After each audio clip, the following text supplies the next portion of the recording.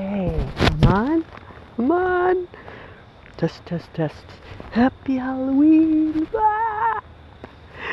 Leslie Plazz here. Oh, my hood is on. Zazoo Plazz. In the haunted woods. It's like 5:15 on Halloween night. All the little ghouls and goblins are getting ready to go out. I'm in the woods. My husband's home. My son, younger one, came home for the weekend. And he's like, going to Halloween parties, both kids. And but my husband's still making those little, the little mummy dogs. You take the hot dogs and roll them in the crescent rolls and put them in the oven. And I'm going to make a pot of split pea soup when I get back, 'cause it's kind of creepy, it's green, got like little, it's got the carrots and chunks of stuff in there, but I love it. I love the color of it. That's why I'm out here. Oh, it's my favorite time of year. 2 days before my birthday. And that nice leafy smell, when most of the leaves have come down and there's a little breeze and it's kind of chilly. And now I describe this in my book. There's a whole chapter in the Zazoo Plazz book about Halloween, the transition. Halloween, and the day of All Saints. Something just rustled over there. And the Day of All Souls, which is my birthday. In the Catholic tradition, there's a whole, and it's not just Catholic, Christian tradition and even paganism going, way back to whatever. But it's the natural spirits. The idea is that this time of year, the veil is the thinnest between the unseen and the seen worlds. That used to just fascinate me. I got a picture of myself as a kid standing on the front step. I'm dressed in my clown outfit and I'm clutching my little bag, my trick-or-treat bag, and I must have been 5, and I'm looking. My eyes are big as saucers, and I'm looking out, and it's pitch black. Right before my parents took me trick-or-treating, I never wanted to eat much when I was a kid. I couldn't wait to go and get in my witch costume or my clown costume or my hobo costume, Those were popular when I was a kid in the 70s, And we made our own costumes, except for, like the dance costumes. My mom, she would make I think she made me, they would make those patterns, those like butterick patterns. They would go to the craft store or whatever, or Sears, and wherever they went, and get these like patterns that would come in like an envelope, and she'd, take it home and she'd put it on top of the fabric and, pin it, and the whole thing just took hours, and she had to cut it out and then patiently sew it with the sewing machine, and I lacked the patience for that. My husband's good at sewing, but there's a story in the book about me trying to be a good wife, and fix one of his shirts for his birthday, which didn't go so well.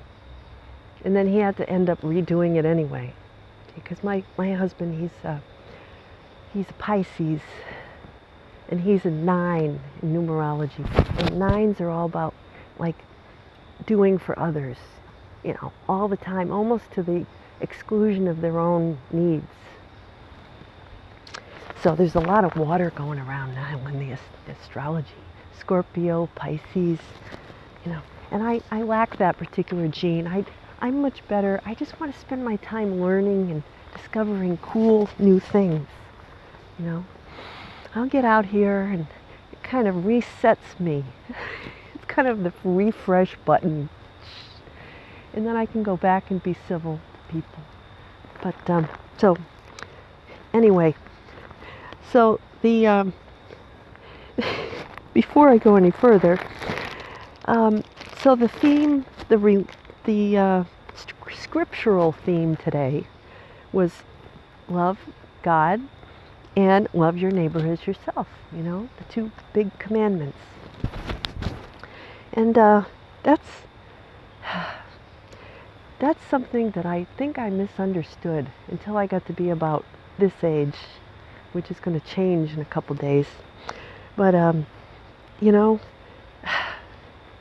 I think it's too easy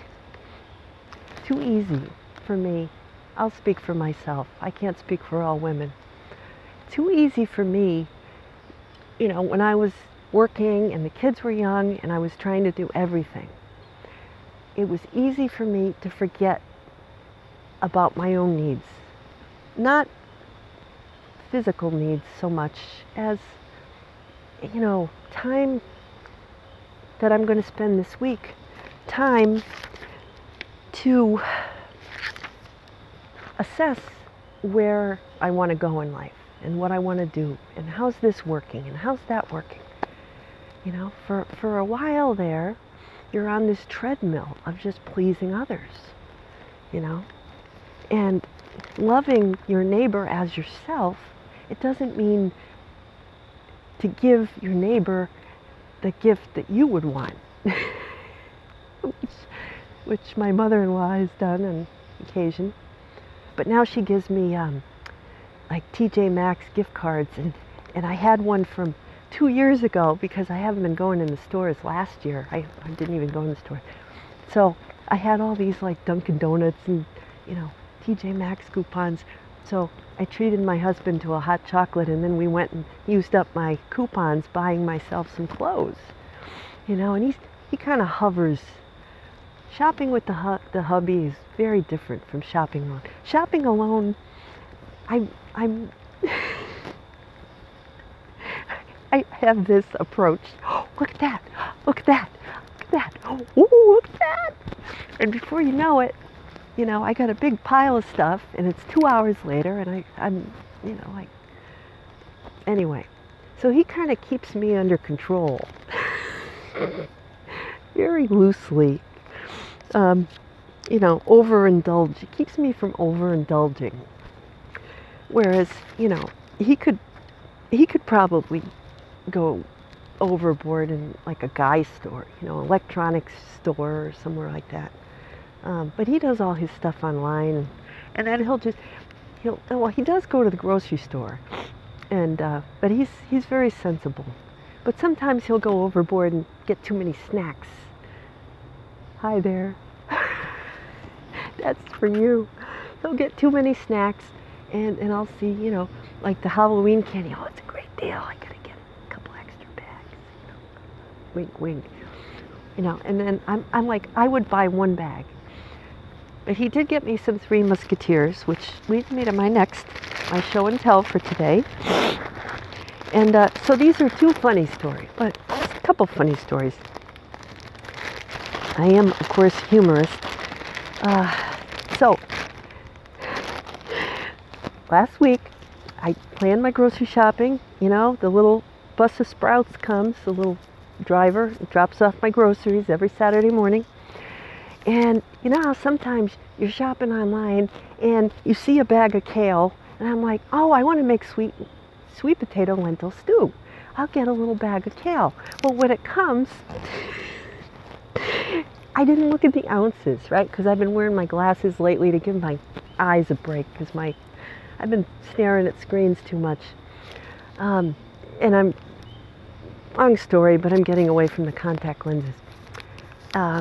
Anyway, so I've been eating a lot of carrots. My vision's really improving. So anyway, I go to get my bags, pick up my bags from the front step, and sitting there on my front step is this humongous bag of kale. I'll post a photo. It's about this big, and this wide, and so I couldn't even get it in the fridge. I'm like, oh my gosh, this was in my book where I have kitchen explorations is what it's called. And, occasionally I'll have tremendous fails in the kitchen. Either I order the wrong thing and I have way too much of it, and I had to give half of it away to my dad today when he came over to drop off my birthday gift and card, which he picked out himself, a beautiful card. He gave me, little spending money, which is thank you, Dad. It's first year he said that he little aside here. He says my mother had he went out and bought me a card, and then he noticed that my mom had a big stack of birthday cards in her desk area because she would know by heart everybody's birthday, right? And he has no idea because she passed away with all that knowledge in her head, and she never wrote it down anywhere. So he's like, I don't know when anybody's birthday, but she had a big stack of cards ready to send, for a new friend, or if the birthday came up and she's always ready. So my dad is thinking he's going to have to, start writing things down. But anyway, I digress. Oh, so, like I said, my favorite candy bar is the Three Musketeers. I'm not being paid by them or anything. And they have these little sayings on them, and mine says, "You slay." Yes, I do. I got my Halloween t-shirt on today. It says, bubble, toil and trouble, Eye of Newt or something, but that's in my book too. So I grabbed it. I'm wearing my cool necklace today. I'm all set for Halloween. And what I want to do, see, it's all connected. When the kids come and ring the doorbell, I want to go, okay, who wants some kale? And they'll go, oh, just kidding, here you go. Except I'm not going to give them my Three Musketeers, maybe a couple. But I got to keep at least 2 or 3 for myself. And what I do is, I keep a stash, right? It drives my husband crazy because he's not one to do that. He's not one to save the candy, Growing up, I would get candy and I would eat a little bit every week, and I'd have still candy come Christmas. I was that kind of kid. The same with Easter. I'd have my Easter candy through the summer. Other kids would eat them, all their candy, that night and then the next day in school. My mom would put the little fun size bars in my lunchbox sometimes, but I was famously a kid who would not, I would savor them, So there's balance, okay? There's balance in life. And that's why having a little kale and then having a little treat, it's more kale than candy, but you get the idea. Because if you only eat kale and you never allow yourself to have a treat, then when you do get a treat, you become a hard person. You become too serious. And that's probably worse for your health than anything. See where I'm going with this? I'm a humorist. And what I've come to tell you is to embrace your stories, embrace the sense of nostalgia in your life that leads you, say, on your birthday, to go, you know what? These are the stories, these are the things that really made me smile when I was a kid. And you know what? I like more of that in my life. Not to say that you're going to go back and live in 1973, whatever. But maybe you enjoy music from that era. Maybe you need to give yourself a little of the nurturing that you felt as a child from your grandparents, from certain foods, from certain just feelings, smells, tastes, certain books, having certain books around you, or maybe it's, hiking in the fall. What are the tangible things that you can recreate for yourself in 2021 that comforted your soul as a child? Not what anybody else tells you. See, loving your neighbor doesn't mean that, you know,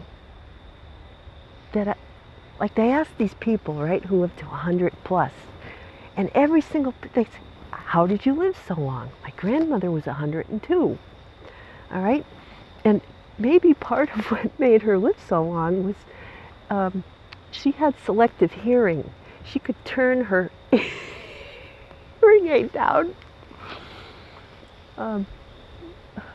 which, you know, which helps control the flow of negativity into your system, see? And of course, she had the ability to turn, when her favorite show was on, then she could turn the volume up, see? And she did crossword puzzles, and she ate a lot of nuts. And those happen to be things that I enjoy. So I figure, you know what, I'm going to be here a long time. So I better take care of myself, you know? So what I enjoy doing is coming out here in the woods, telling my stories, writing, learning new things, you know, cashews. I like cashews, and they're really good for you, you know? And if something doesn't taste good to me, I probably don't need it. So my dad brought over this book, you know, that healthy body, healthy, you know, diets, stuff. My mom's whole library was full of those kind of books. And I said, you know, that's a half an hour of my life I can't get back now. How much? So I'd rather have read a book on, you know, I don't know, something cool, astrology, tarot. She did leave me, well, she didn't leave them to me, but my dad gave them to me, her tarot cards. Can I do it? All right, I may shock some of you, but they kind of freak me out a little bit. I shove them in the bin that she put all my childhood writing and books and things and records in. And when I take them out, they smell like so strongly of her house. And they're stained from her fingers. This is going to be a good report. The geese have landed. They're splashing around in the water over there. Look at that. Oh my God. The geese are here. No alligators, Uncle B. My dad's brother lives down south. He's like, yeah, he liked my foliage pictures, but he's like, we got that down here, except we have alligators. He used to live up here, but he's enjoying himself, which is good. So there's another example, you know. You know, my dad enjoys being around here. His brother enjoys being where it's warmer. You know, they have different tastes and cars and, you know, things like that. They have some things in common because they're brothers. But to each person, loving yourself means not trying to do what somebody else either tells you to do or wants you to do. You know, my husband likes helping out with the scouts. You know, he enjoys that. That's his hobby. Giving back, you know, giving of his time and his knowledge and experience to help kids, you know, to be good citizens and to be a good father, you know.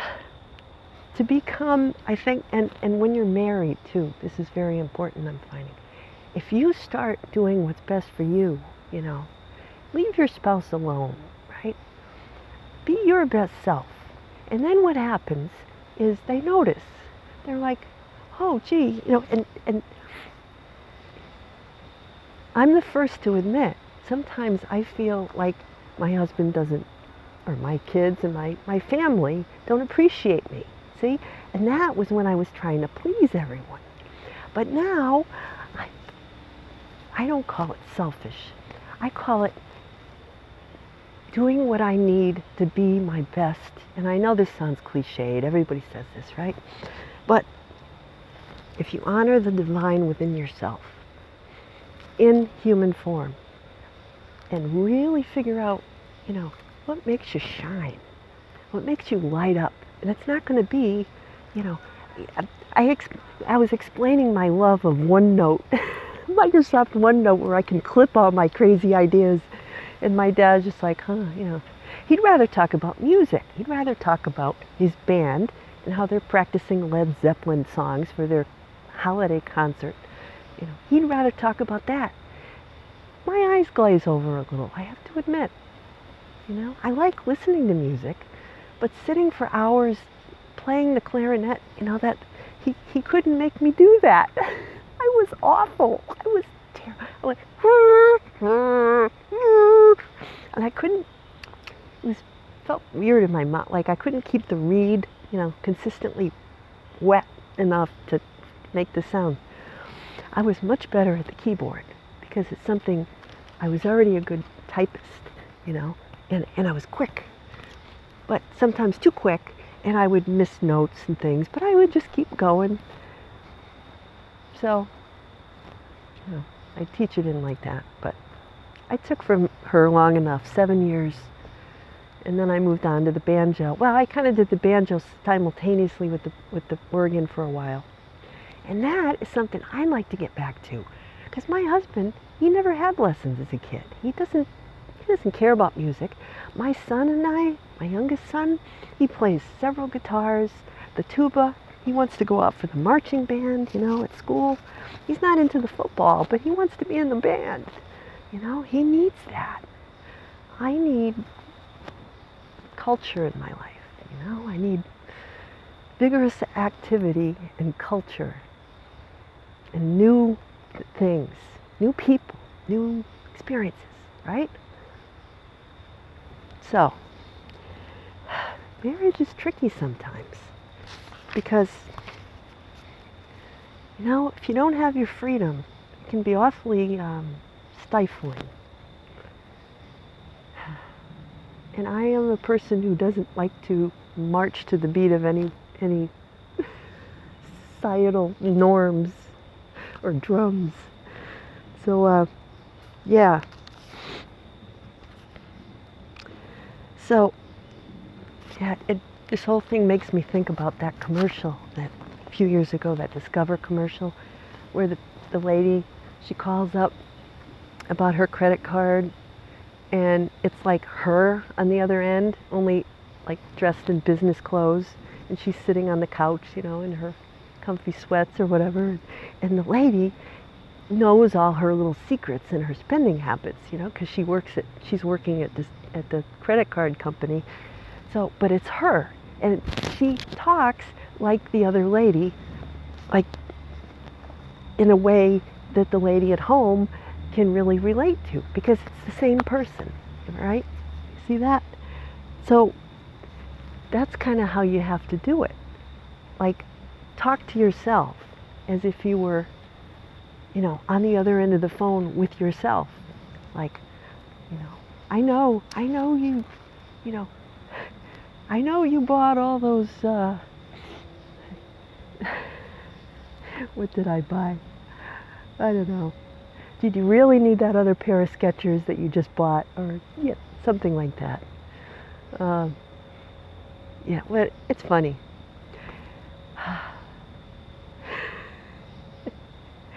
Sometimes, I did buy myself some new makeup though. I did fall into that little trap. Because they tell you, this is just the last thing I'm going to talk. You go in, it's the big makeup store within a store. I'm not going to say which one it is, but you go in there and they've got you, right? And they're like, oh yeah, I come in, I go, I just need a blush, I just need one blush because I'm running out. That would have been, what, $29. For $39, you can get 5 blushes. See, in a nice little box. Oh, I gotta get that. Oh, I'm gonna get the 5 blushes. And my husband's standing there, blink. Like, guys, they don't get it. They don't get it. Just, I don't, okay, so this is my year coming up. I don't want to answer to anybody. I did buy the blush. It was only 10 bucks more and you get 5 different ones. It was really cool. And I could put some in my eyes. Anyway, so, you know, my goal the coming year, I want to be as self-sufficient and independent as possible. I want to be that person that I always dreamt I would be. And, you know, wear stuff that I never dared to wear before. Show up as the person that I've always admired, inside and out. See, I got to catch up on the outside. I've been doing a lot of work on the inside me, and you have to do both. So, yeah, it's getting late, and the trick-or-treaters are going to be coming out soon. So anyway, I hope you have a safe and spooky Halloween. Hope you get more treats and no tricks. Like Kale, we'll see how that Kale gig is going to work. The gag. I don't know. The parents probably won't get it. What are you trying to give my kid Kale? Yeah. No, it's just a joke, lady. Just a joke. These parents today, they're very serious compared to what I was used to. Like, you know, your father and I will just, your father's going to take you, and he'd stand on the corner and he'd let me go down a block or two. I'd come back, as long as he could sort of see me, you know, close enough. And then when I got older, I went out with friends. And my aunt lived around the corner, so it was like, you know everybody, you know. That's not the world today, but we had fun. So anyway, until next week, enjoy all that life has to offer. And I'll see you next week. Zazoo Plazz signing out.